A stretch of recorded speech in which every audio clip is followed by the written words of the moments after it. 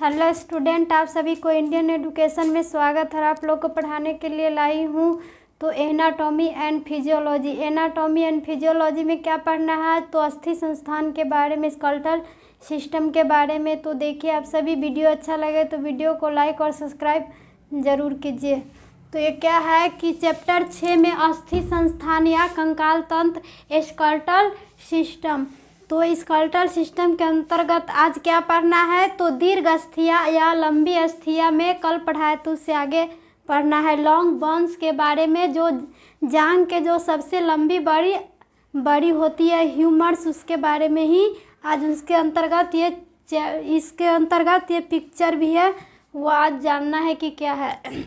तो ये क्या है कि दीर्घ अस्थियाँ या लंबी अस्थियाँ, लॉन्ग बोन्स सबसे बड़ा पैर जांग का अस्थि होती है। तो जिसमें पीला अस्थि माजा, येलो बोन मेरो, जिसमें क्या होती है तो पीला अस्थि माजा या येलो बोन मेरो से भरा होता है। इसमें किससे भरा होता है अस्थि माजा तो पीला येलो से भरा होता है। तो दोनों सिरों स्पंजी, दोनों सिरों किससे रहते हैं तो स्पंजी अस्थि के बने होते हैं। दोनों सिरों किससे बने होते हैं तो स्पंजी अस्थि से बने होते हैं। और सघन अस्थि की पतली तह द्वारा ढके रहते हैं। और सघन अस्थि की पतली तह द्वारा क्या रहते हैं दोनों तो ढके रहते हैं। तो ये तह क्या होंगे तो ढके, जिनके भीतर स्पंजी अस्थि में, जिनके भीतर क्या है तो स्पंजी अस्थि होते हैं। ये सभी क्या है तो स्पंजी, जिनके क्या होते हैं अंदर तो भीतर तो स्पंजी अस्थि में। तो लाल अस्थि माजा रेड बॉन, और लाल अस्थि माजा क्या होते हैं तो रेड बॉन मेरो होता है। क्या होता है तो लाल अस्थि माजा। तो जो रक्त प्रवाह में लाल रक्त अणुओं की पर्याप्त संख्या बनाए रहता है, जो क्या करते हैं तो रक्त प्रवाह में लाल रक्त अणुओं की पर्याप्त संख्या को बनाए रखता है। लाल रक्त की संख्या को क्या करते हैं तो बनाए रखते हैं। तो सेप्ट तथा अधिवर्ध, सेप्ट और अधिवर्धी उपास्थि इपिफेशियल कार्टिलेज क्या है तो अधिवर्ती इपिफेशियल कार्टिलेज होते हैं। ये क्या है तो जो खाली स्थान में वहाँ पर डन के करके वह क्या है तो इपिफेशियल कार्टिलेज द्वारा ही अलग अलग रहते हैं। इपिफेशियल कार्टिलेज के द्वारा क्या होते हैं तो ये दोनों अलग अलग रहते हैं।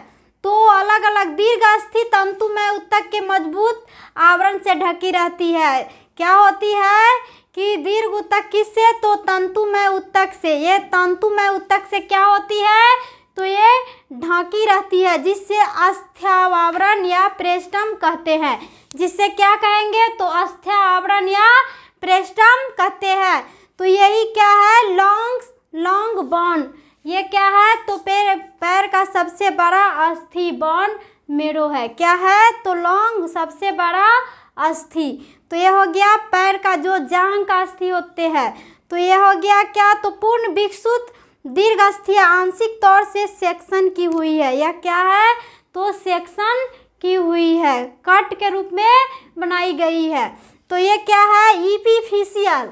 ये क्या है जो ऊपर जांघा का जो भाग है वह क्या है तो इपिफेशियल। ये क्या है तो कंकाल बोन, रेड बोन या मेरो। ये जो अंदर जो द्रव से भरा हुआ है वह क्या है तो कंकाल बोन, रेड बोन मेरो है, जो लाल रक्त कणिकाएं हैं। तो ये है क्या तो इपिफेशियल कार्टिलेज।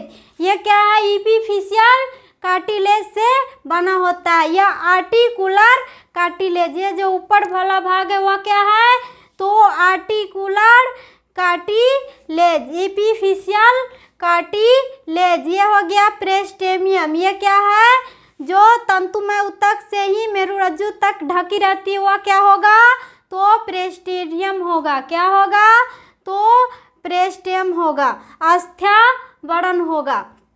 तो स्पॉन्गी बॉन्ड टिश्यू, ये क्या है तो स्पॉन्ग के आकार में हुआ स्पॉन्गी बॉन्ड टिश्यू है।